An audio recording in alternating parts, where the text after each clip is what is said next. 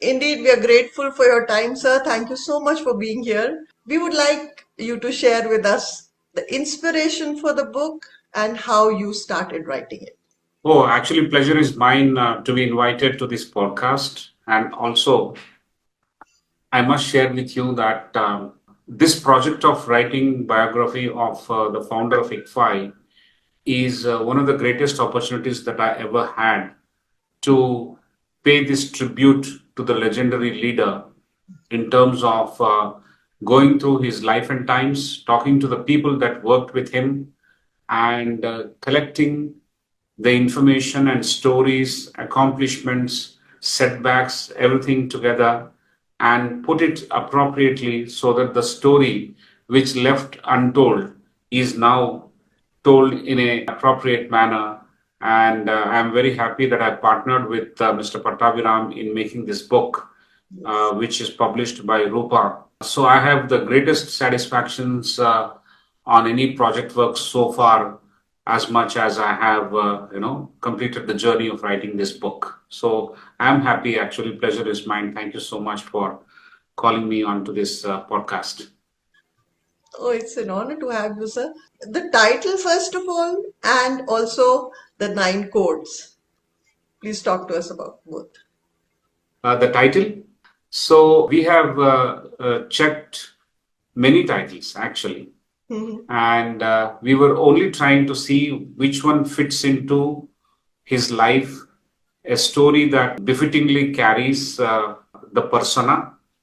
So what would be the title for that kind of a story? We actually checked about 2 dozens of titles and finally zeroed in on this title with the help of the publisher. The publisher said this title is very good. And we came with titles of Hindi, English, we came with titles of movies, we came with titles of leadership, we came with titles of legends, we came with titles of epics. We tried to blend in, there was a lot of creativity. We crowdsourced a few titles as well. And finally, with the help of the publisher, we moved to this title, The Man Who Saw Tomorrow. Because right from the beginning of his journey, he had created things, worked on projects, established organizations, and built people only for the next day. Or he kind of did all these things which others had not seen. Yes. So he saw something which others could not. He visualized something which others did not focus on. And so his own learning and his own efforts to teach others, his own demonstration of leadership and accomplishments across risky areas, all these things have fully justified this title that he was a rare individual who saw the tomorrow. And therefore, we feel very happy now that it aptly epitomizes the story of a legend. Yes. Please do walk us through the experience of writing it and, collaborating with Mr. Pattabiram, how you both came together and what was the process? Oh, the process is very interesting. We had gone through several rounds of discussions.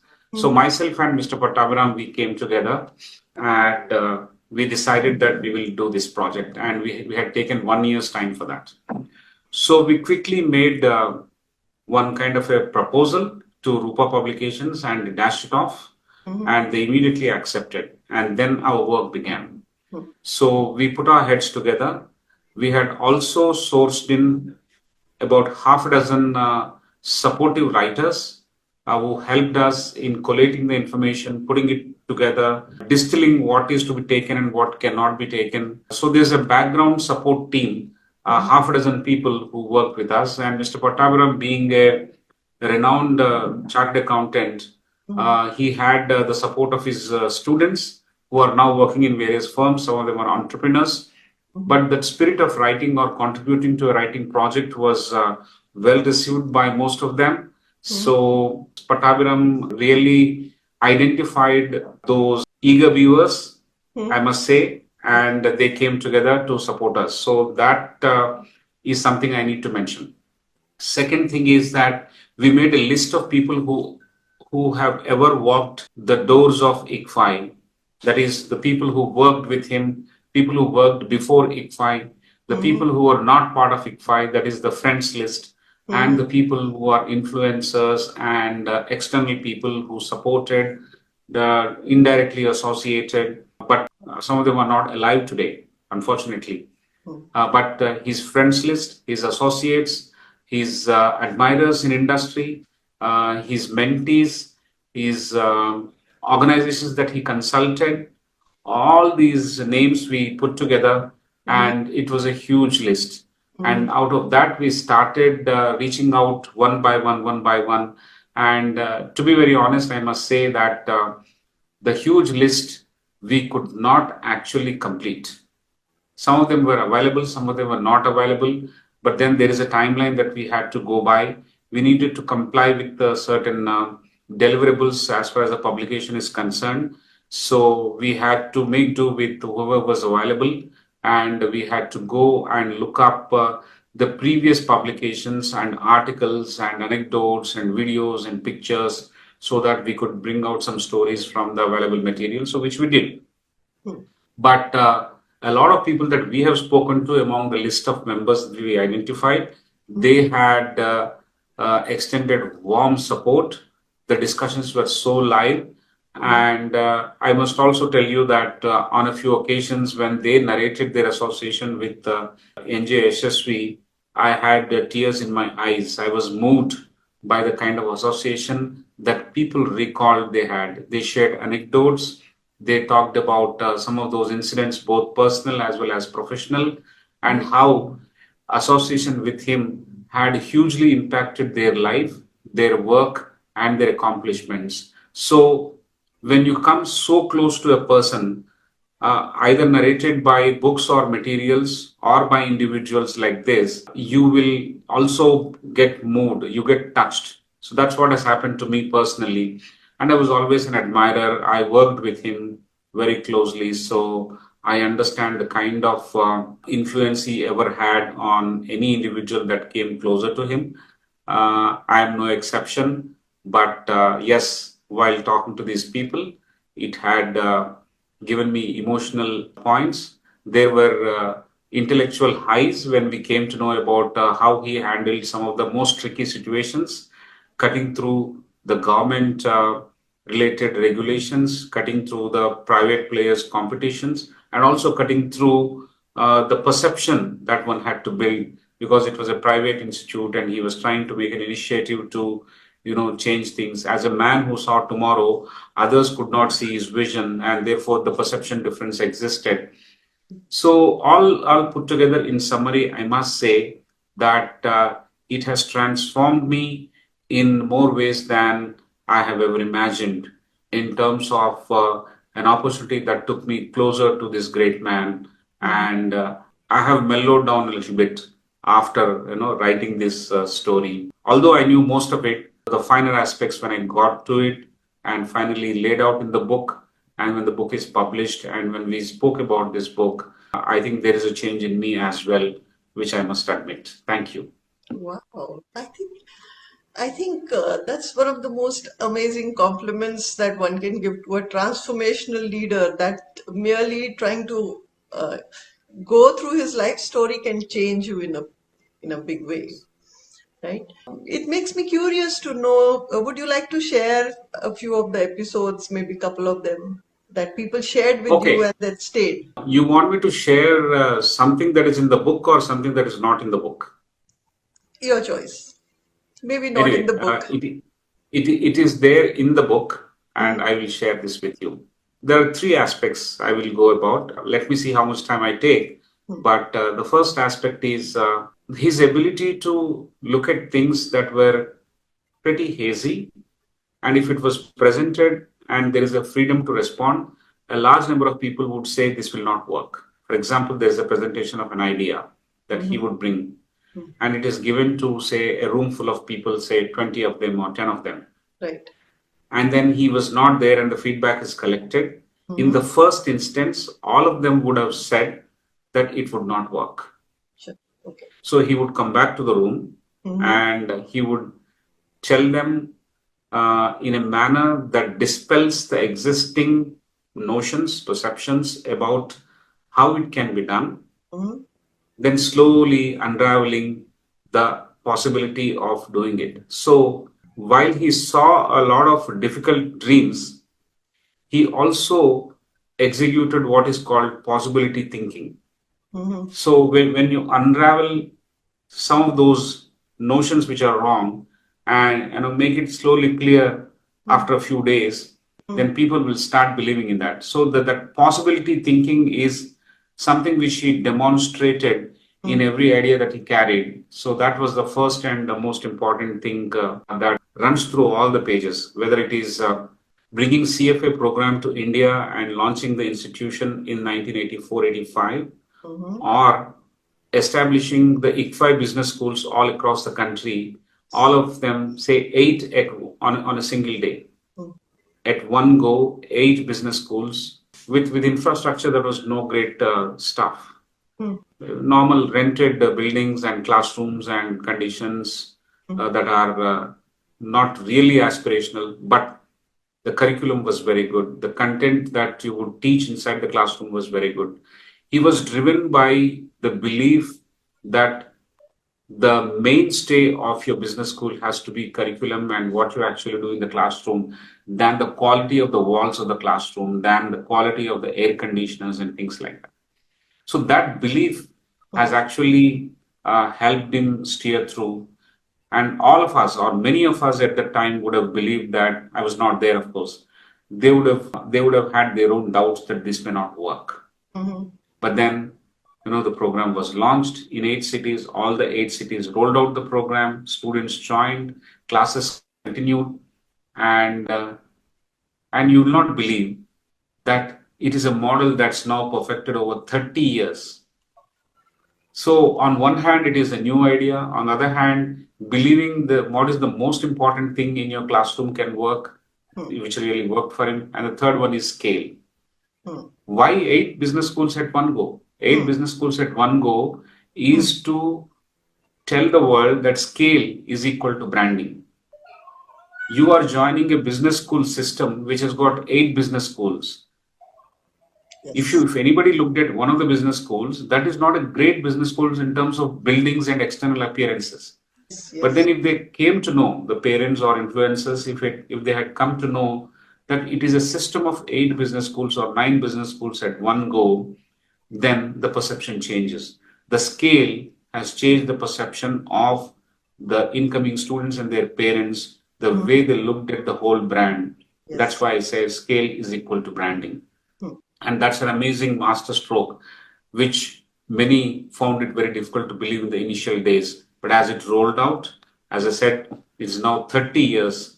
The IBS system runs. It's our flagship brand. Large number of students study from the portals of ICFI Business School, and they graduate. They make very good managers. They make very good leaders. They make very good husbands. They make very good wives. They are responsible citizens in this society, and they make Indian industry very competitive with their talent and presence of mind that they contribute, which they gained a little bit from the portals of ICFI Business School. Yes. So that's the second one. The scale is equal to branding is second one. First one is the possibility thinking, and the third one is people sense. He would bet on younger people, those who remain silent, probably do not open up much. He would bet on them in terms of giving responsibilities, trying to see the inner potential. He was always betting on people, big or small, young or old, with projects that had extreme significance for the entire organization. It is not like, trying something with someone which did not matter. No, it was a matter of significance that he tried with you, a project that meant life or death for the entire organization. That is called betting. And he would give all the support. He would follow up with you. He would give all the support, financial, non-financial, all kinds of resources. And he would make sure that you win, in the sense you would accomplish the targets given to you. It's not just marketing targets. It's about accreditation. It's about establishment of institutions. It's about rentals. It's about recruitment of faculty members. It's about system setting. it's about goal setting, it's about placement exercise, alumni building, various building blocks of institution. He would give a responsibility to the most deserving person who may not, by the look on the face of it, they may not look like they are the person who's going to be doing it. But then he would identify the inner strength. Intuitively, he would bet on people and eventually make them win, thereby unraveling a successful person out of a seemingly dull or a normal average person. So that people sense is pretty amazing according to me. These are the three important pillars that come through various initiatives that we talked about in so many chapters in the book, that a reader would be absorbed with and also impressed with, according to me. Please do talk to us a little bit about something that is not in the book also. Okay. What is not in the book is probably a few anecdotes of the people that he came across and he dealt with. And for example, there was one very senior individual who was working with him, and the association was not just personal, not just professional, it was also personal. He would meet them up in birthday parties, he would meet them up in marriage ceremonies, social events like that, and then strengthen the bond between him and the employee. Meetings for tea, meetings for dinner here and there, and then discussions about sharing the ideas, trying to make sure that there is a meeting of the minds. So he would cultivate an individual, as I said, people sense. He would invest a lot of time in also making sure that his people sense turned right.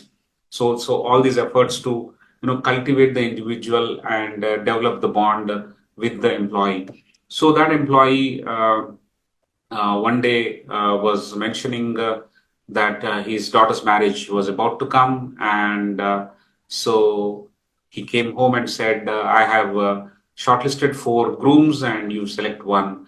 Then NJSSP said, what is the daughter saying? What is her shortlist? So her shortlist is about 2. And I say, yes, that makes it easier for me. And out of these 2, we will do a verification. The next day, he verified about that prospective groom, went all about, thorough 360-degree check and said, now you go ahead. So when the go ahead was given, this employee had gone ahead and tied up the dates. And then he came back and said, I'm going to do this, but I will take a personal loan and all this thing. Then he said, what is the expenditure? So this is the expenditure. I have about, say, 30% of the money or 40% of the money, but I don't have 60% of the money. I would like to take a personal loan, and this is a very important event for me. I would like to perform my daughter's marriage. Then he said, okay, we will decide. You go home. And then in the evening, he went to his residence, carried a bundle of a pack of money, and he placed it there. And this employee that I'm talking about looked at it and was completely shocked. The bundle of cash given by his boss at residence is something unheard of. So he said, why, sir, why are you giving this? He said, no, I'm not giving it to you. I'm giving it to the girl. It's my gift. Now, what is the value of that bonding? Is that bonding that you were cultivating only to extract more work from the individual? Or was it truly in a memorable way? Was it purposeful and indulged in completely? Answer is yes.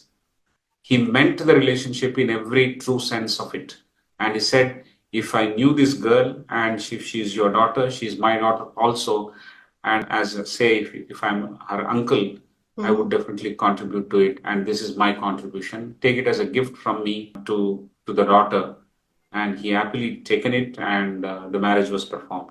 So this anecdote is not there in the book, but then it gives you a complete idea about the kind of person he was in terms of investing his time and energy in cultivating relationships, and he meant every bit of it. So that's something which I recall quickly. Yeah. Institutions like the ICFI are known for a very beautiful culture which is guided by values.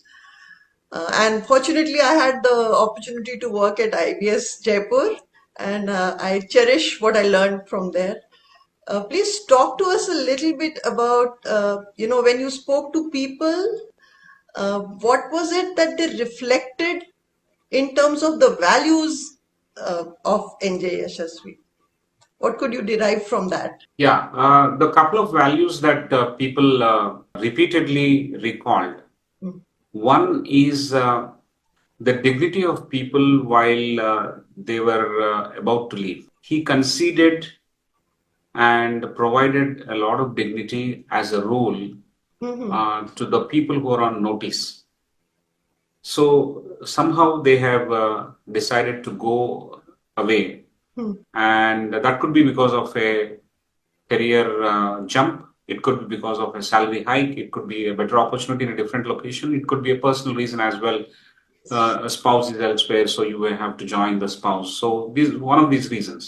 He said that is the most traumatic time when people decide to leave for whatever reason. Some of it could be an escape route. Some of it could be, there was no other escape, so they had to leave. So you can look at it, it's two sides of the same coin.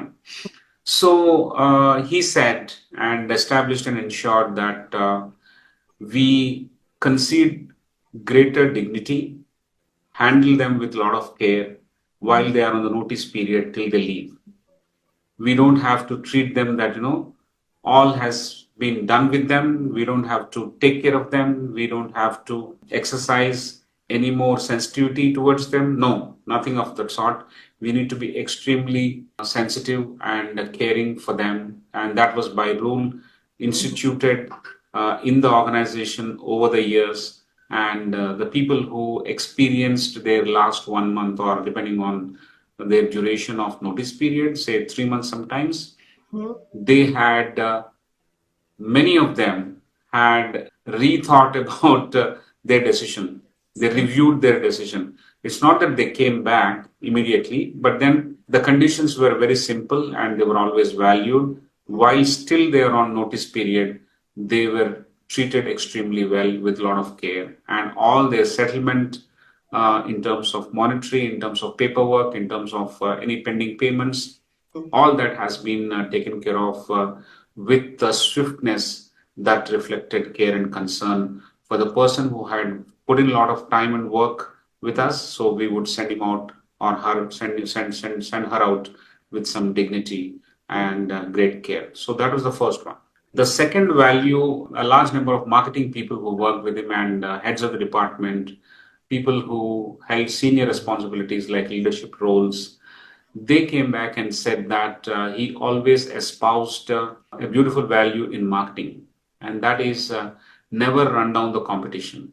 When you get an opportunity to talk to the customer, your own student or someone, or student's representative, you want to talk to them about what you're offering. You focus on your own organization, your own institution, and do not run down just for the sake of winning a sale.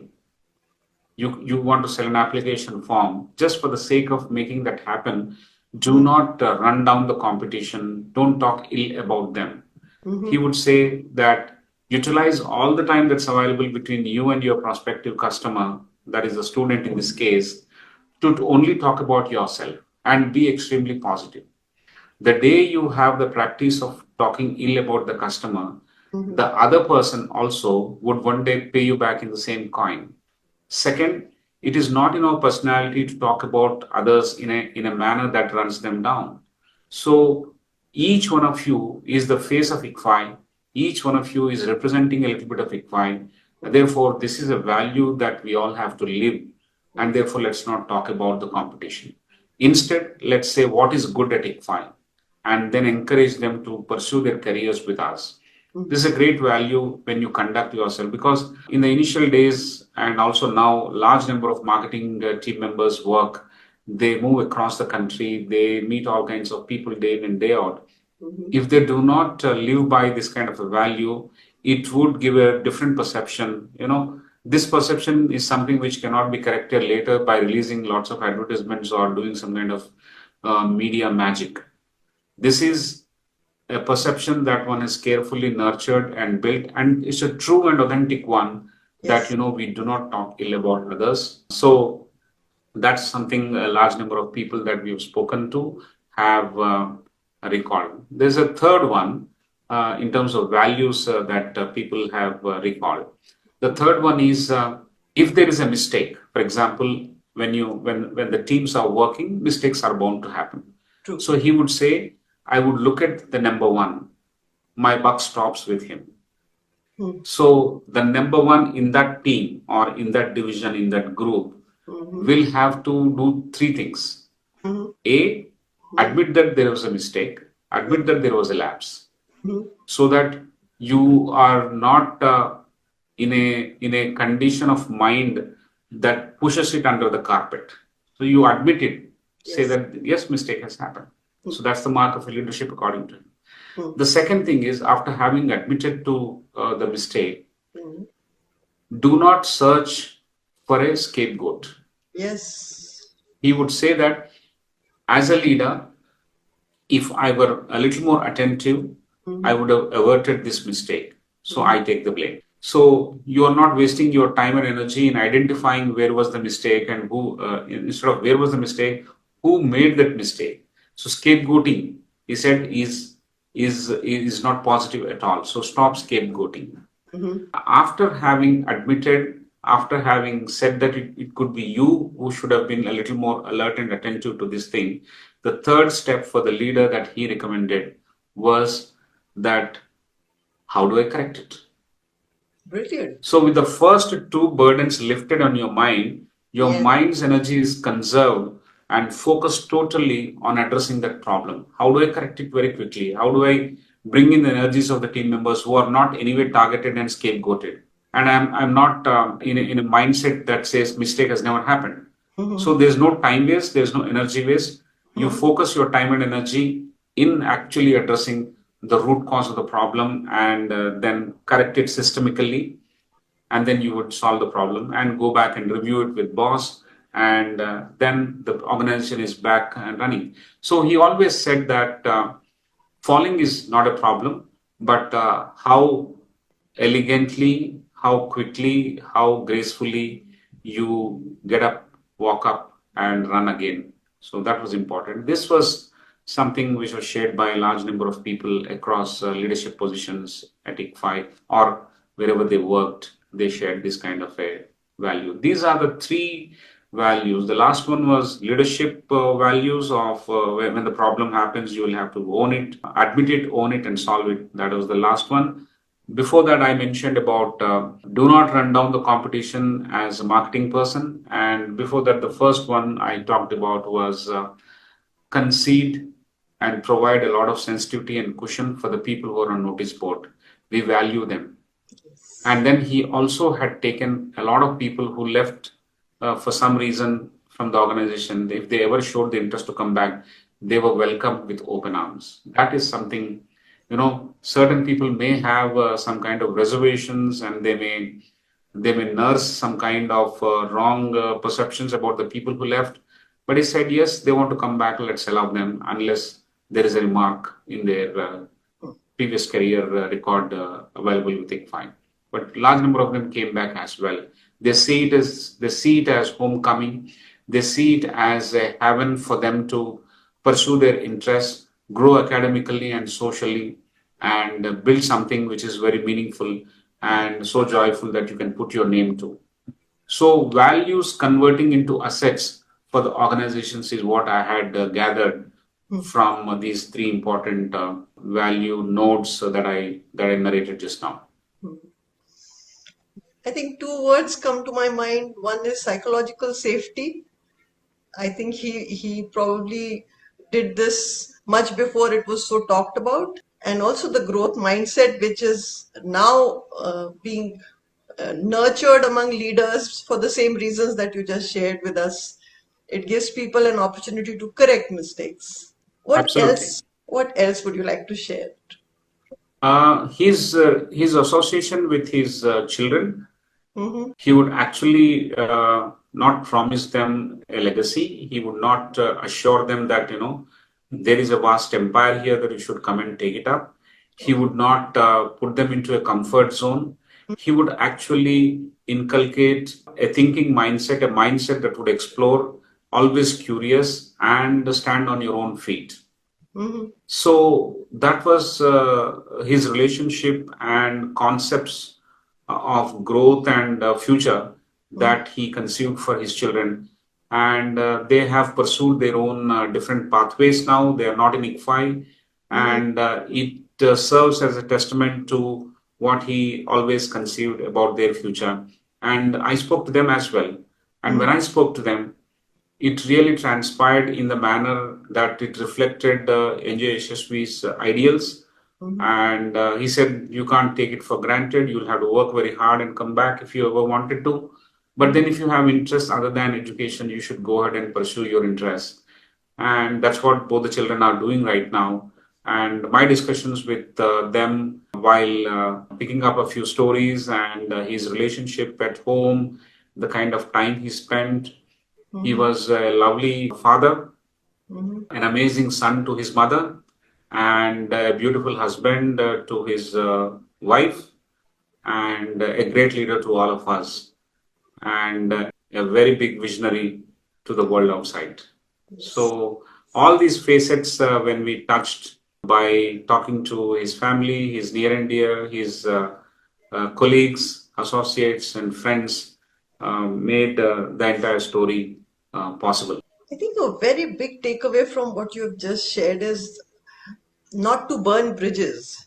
It is such an important thing for organizations to understand what you shared.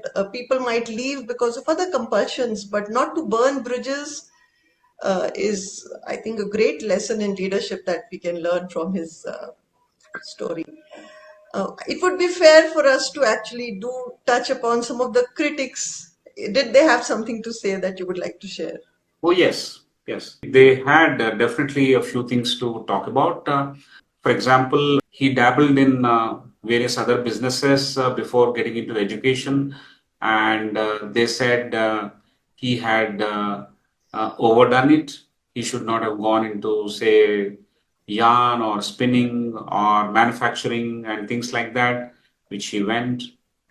He also ran a consulting firm which did extremely well, SSV Management Associates. He pioneered private placement. He pioneered hire purchase system in the country. Many of those things are very good. He had put a lot of sense into investments, personal finance, taxation, budgeting, so on and so forth. He was well known for all these things. But he always believed, which some of the close associates have told me in the recent past, that every idea will have its own longevity, its own duration, and it is not a forever kind of a thing, except education. Other concepts and other ideas that he dabbled with, he knew when to exit. So he would create a roaring interest in a particular new concept of, say, investment, and he would urge a lot of people to invest in it, and it's going hunky dory and absolutely fine. But then, much before others come to know, he would exit that. He would exit a particular model of looking at investments, or he would exit a particular business. He was someone who read the winds much before the winds started blowing. That's the reason I say he's the man who saw tomorrow. Yes. And he saw the problems coming and he exited. But the people associated, when he exited, they did not like it. They took it personally and said that, it caused some kind of a problem for them. But he took care of all of them.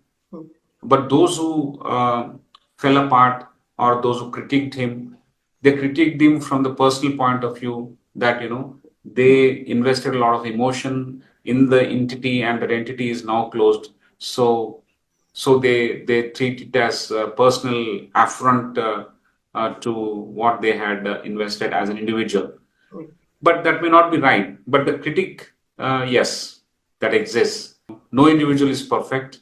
So that's one. And second critique is that there are some people who feed him a lot of information about others, and he would actually listen to that, and he should verify it before actually responding and reacting to that. But then you are an individual, according to me, a bundle of perceptions and information that you gather through various people and other resources.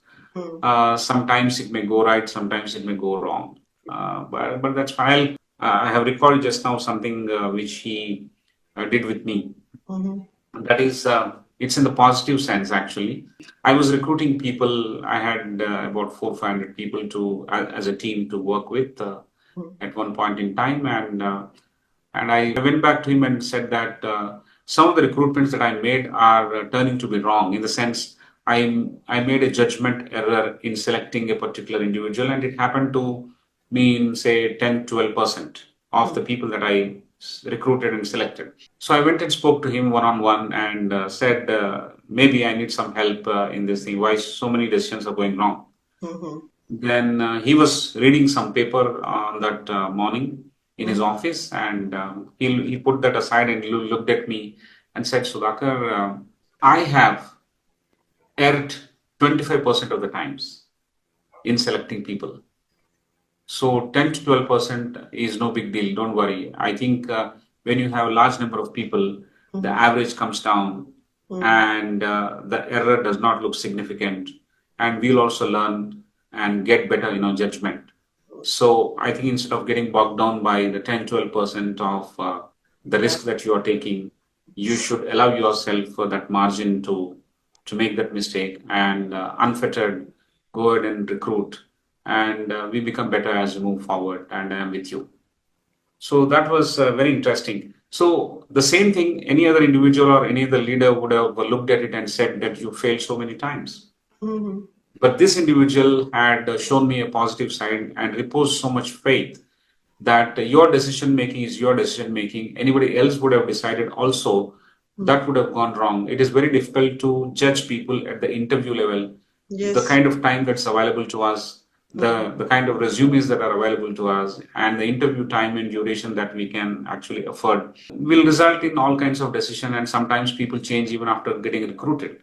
So it's not entirely your fault. So you should go ahead and don't get inhibited by this percentage. So that's a great piece of learning for myself. It happened in my own case. So I would rate that as a great support system by by mentoring budding leaders like me, which you did. It goes a long way. But then each individual is very different, as I say. There are two sides to any individual, but whatever he did, he has always taken care of his people. That nobody actually challenges. He never left anybody in the lurch. He may have taken sweeping decisions that would have temporarily caused some kind of inconvenience to the current leader or the head of that department. But then, in the longer run, he had kept the student interests paramount, and therefore he had taken that decision. And some of those people had realized after, say, a couple of years of taking that decision. But at that moment, on that day when the decision was taken, in the heat of the moment, they disliked him. They kind of said, that's not a good decision. Okay, so we have such voices as well as part of the critics team. So, yes, there are positives and there are a few negatives as well. While ICFA is the leader, I think, when it comes to private higher education institutions, we see them mushrooming all over the place currently. And I'm sure there is at least a few important lessons that you can share in terms of what can other higher education institutions learn from ICFI. Oh, there are many things that one can learn for. It is the ethos that's extremely important. It is not the brick and mortar, but it is the ethos, the philosophy, the purpose and the clarity of why you are there is extremely important. According to me, that is the first building block. And ICFI had got this pretty clear right from the beginning. The focus was not on the infrastructure. The focus was not so much on the display. The focus was not so much on the glass and the chrome. The focus was on the curriculum, on the value that the students can take out from the classroom. It was in terms of the placement assistance to be provided. It was in terms of the soft skills training. You yourself would have experienced that and delivered that at Jaipur when you were working with ICFI. So the importance was given to the long lasting skills that can be imparted or exposed to for the benefit of the students rather than costly buildings or vastly grounds that money can actually buy. So ethos determines your actions in business. Here also in ICFI, we focused on the right things, and therefore that soft power stayed with us for a longer time, and it shaped our future. And today, when large number of students are passing out from our institutions, we could accrue more money and then establish large format campuses. But if we had started with one large campus in Hyderabad, when I look at it from hindsight, it would have not actually helped us. It would have given an indication that these people had a great campus, these people had a great visual of a campus, facilities that look like 5 star. But then all our money would have got stuck there, and you would have no other money to experiment. Whereas in the model that we pursued of starting small with humble beginnings but noble thinking, that route worked very well. Therefore, I say the ethos is the first building block for the institution, and this other institutions should definitely learn from. I would say not out of a sense of arrogance, but out of a sense of concern that it is for your good and it is for the good of the students that you start humble and stay humble. Education is not a place where you go on top of the roof, that is, the rooftop shouting will not work. You may have a lot of money, you can spend in advertisements, but it doesn't work for you. According to me, too much of noise, too much of broadcasting, too much of display of money in full page advertisements or TV channels is not a good thing in education landscape. We need to lie a little lower. So that is the behavioral input that I gather from the institutional history of ICFI that others can also learn from. That's the second point. Third point is that education institution is a giver. Institution is a giver, institution is a mother, institution is a river. Mother, without any commercial indulgence, would love to care, provide for, take care of the child. That uninhibited love, which is mostly one-sided, comes from only mother. We need to learn a little bit of that, and that persona has to come for the institution. So institution should be a giver and not a taker. So when the institution is a giver, you are not burdened by what you have to take. You will be burdened and be busy with what you have to give for the benefit of the students, to the society, to the government, to the recruiters, to the industry, and everyone. Wonderful. And I said it's a river, a giver, mother, and a river. A river is something, it keeps on flowing. It's the constancy of the purpose. The constancy of the purpose is not to halt somewhere, not to halt yourself in your tracks, but meandering through the boulders and various routes and the terrains, you keep going towards and you keep marching forward. There is no expiry date on any institution. Like a river would gush around with its purpose of taking the water till the last point of its journey. We as an institution should take the value of education to establish society and work with this kind of ideal till its last point in its journey. It may take 1,000 years, but that's what institutions are meant for. Be a giver, be a mother, and a river. And this is another lesson of a person of an institute that other institutions in higher education space can learn from. Thank you so much for sharing that. Before we conclude this conversation with you, is there a message that you would like to share? I'm too small a guy to give any message, but I would always love to quote and recall what the great leader that I had an opportunity to work with, NJSSV, had instilled in me. And that is, it is not the lure of the money, it is not the prospect of a promotion, it is not the objective of wealth that some of your decisions are made. It is at the end of the day when you go back home and sleep, you get that perfect sleep because of the satisfaction that you derive by for having made the contribution to the future of this country. That determines your next day. That is your course of action in the next few days and years and all. And when I started first working and looking at this great individual, I slowly started imbibing. He was, and he is one of the best leaders that I have ever come across. So that stays with me and it's deeply inculcated in me as a person as well. And I'm trying to do my little bit to stay that course and derive my satisfaction by contributing to the future of this country in my own small way. And every day I work with a lot of joy. I hop back to my residence and I don't do anything when I go home, but I sleep very well. And whenever anybody bothers to talk to me about ICFI, about NJSSV, and about the things that I do, I felt that my responses have built a social reputation for me, a reputation among my friends, among my colleagues, among my known fellows, relatives. Among them, my social reputation has gone up because of ICFI, because of what I am led to believe in the constancy of purpose. Some of the lessons that I learned from NJSSV and some of those which I mentioned to you about the persona of mother, giver, and the river that I picked up slowly, slowly. And therefore, it's not the lure of the money, it's not the prospect of a promotion, nor it is the expectation of increasing your wealth that determine my actions. My actions are determined only by the sense of belonging and the satisfaction that I derive from contributing to the future of this country, which is a huge opportunity for me at ICFI. And this shall remain as my one of the best stints in my short life.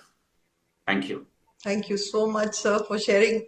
I think this is going to inspire so many of us in many ways, especially those who are associated with education. It was a pleasure having you here on Ek Samvaad at Arunima Ankuran. We're grateful for your time and we wish you a great success in all your future writings. We hope you'll keep writing more books. Thank you very much for being here. Thank you, sir.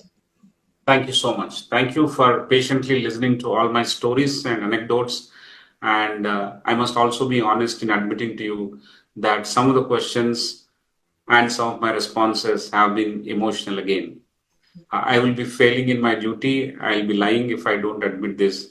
That if you go back and listen to this, you will find some of my moments of moist eyes and dampened voice is because I genuinely felt that I was going through this journey again, and I really meant every single word that I shared as a response to your questions. Thank you so much for this great opportunity. I think we all grow through what we go through, and I'm grateful that you shared what you did, your message. Thank you. Thank you, sir. Thank you.